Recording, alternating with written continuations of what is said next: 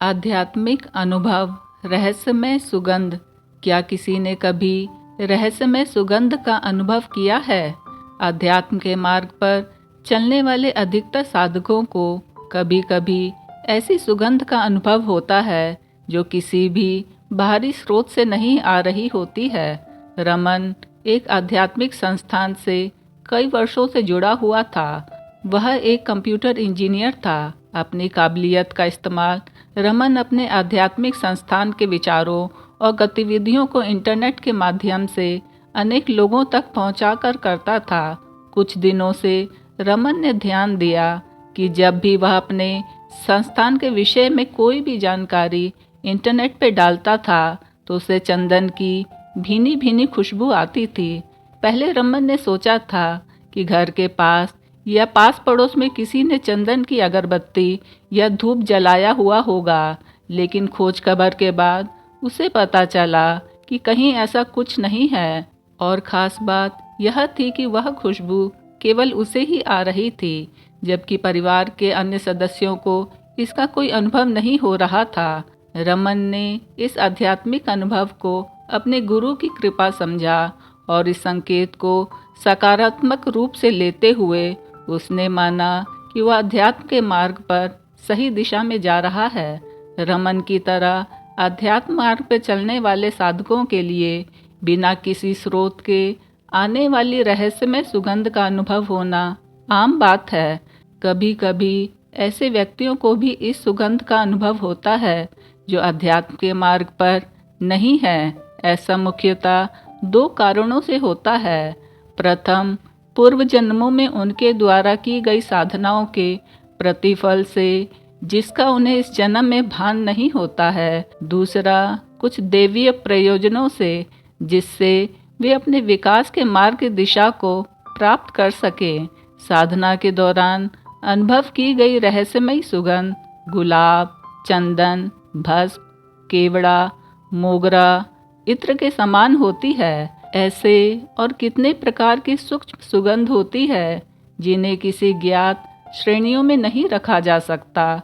अधिकतर साधना करते समय, आध्यात्मिक विचार आते समय या गुरु का ध्यान करते समय ऐसे रहस्यमय सुगंध का अनुभव होता है।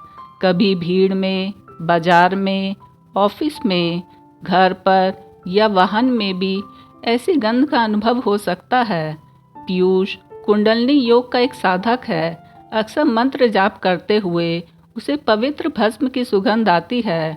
उसे सुगंध का अनुभव कुछ क्षणों से लेकर कई मिनटों तक होता रहता है। अनुराधा राधा रानी की परम भक्त है। अक्सर उसे गुलाब और मोगरे की रहस्यमय सुगंध आती है और उन पलों में वह भाव विभोर हो उठती है। रमेश एक प्रतिष्ठित संस्थान में वैज्ञानिक है। उन्हें परमात्मा, पूजा पाठ, आस्था, श्रद्धा के ऊपर कोई विश्वास नहीं था। जीवन के प्रत्येक तथ्य, घटना और जानकारी को वे अपनी तार्किक वैज्ञानिक बुद्धि से ही हल करने का प्रयास करते थे। कुछ दिनों से उन्हें अचानक गुलाब के फूलों की खुशबू आ रही थी। उन्होंने अपनी वैज्ञानिक बुद्धि से इस सुगंध के कारण और स्रोत को जानने की पूरी कोशिश की, लेकिन उन्हें सफलता नहीं मिली। एक बार अपनी पत्नी के आग्रह करने पर वे ऋषिकेश गए। वहाँ उन्हें साधनारत एक ध्यानमग्न संत दिखाई दिए। उन्हें देखते ही रमेश को पुनः एक बार फिर गुलाब के ताजे फूलों की सुगंध का झोंका आया। रमेश उस संत के दीप्तिमान और शांत चेहरे के भाव भंगिमा को एकटक निहारने लगे। उन्हें लगा कि उस संत से उनका कोई पुराना संबंध है। संत ने अपनी आंखें खोली और रमेश को स्नेह से गले लगाते हुए कहा। वे बरसों से उसका इंतजार कर रहे थे। कालांतर में रमेश ने उन संत से दीक्षा ली और शक्तिपात लिया और अध्यात्म के मार्ग पर चलने लगे। उन्हें समझ आ गया था कि अपनी सीमित बुद्धि के प्रयोग से प्रकृति के असीम रहस्यों को नहीं समझा जा सकता। रहस्यमय सुगंध का अनुभव कैसे होता है? साधारणतः एक गुलाब के फूल से हम अपने स्थूल इंद्रियों द्वारा सुगंध का अनुभव करते हैं। इसमें गुलाब का फूल स्थूल होता है जो प्रत्यक्ष आंखों से दिखाई देता है, जिसकी खुशबू का अनुभव हम अपनी स्थूल इंद्रियों में से नाक द्वारा करते हैं, लेकिन आध्यात्मिक अनुभव में बिना किसी स्थूल गुलाब के फूल की उपस्थिति के हमें सुगंध का अनुभव होता है। ऐसा सूक्ष्म अनुभव सूक्ष्म इंद्रियों द्वारा अनुभूत किए जाते हैं, जिसे छठी इंद्री या सिक्स सेंस भी कहते हैं। पृथ्वी तत्व की तन्मात्रा या उसमें निहित विशेषता गंध है। जल तत्व की तन्मात्रा रस है। अग्नि की स्पर्श, वायु की तेज और आकाश की ध्वनि है। सुगंध पृथ्वी तत्व का अदृश्य सूक्ष्म तत्व है। अतः पृथ्वी तत्व की सूक्ष्म अनुभूति सुगंध के रूप में होती है, जिसे छठी इंद्री द्वारा अनुभव किया जाता है। वैसे ही गुलाब एक पृथ्वी तत्व है और उसकी सूक्ष्म अनुभूति गुलाब की सुगंध के रूप में होती है। नियमित साधना करने से सिक्स सेंस विकसित और परिमार्जित होती है। जैसे एक रेडियो वातावरण में उपस्थित हजारों फ्रीक्वेंसी में से अपने लिए निर्धारित फ्रीक्वेंसी को कैच कर लेता है, उसी प्रकार से विकसित सिक्स सेंस सूक्ष्म जगत में व्याप्त अनंत फ्रीक्वेंसी में से अपनी निर्धारित फ्रीक्वेंसी को ग्रहण कर लेता है।